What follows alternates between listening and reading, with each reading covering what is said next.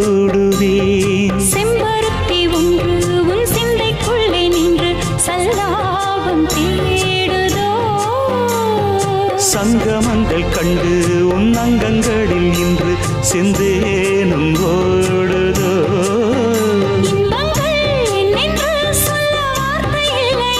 இன்றைக்கும் என்றைக்கும் இனி பிரிவில்லையே.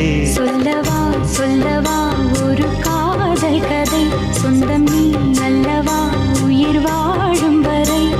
என் மூச்சிலும் என் பேச்சிலும் உன் பாடல் கேட்கும் தினம் தினம் தினம். சொல்லவா சொல்லவா ஒரு காதல் கதை.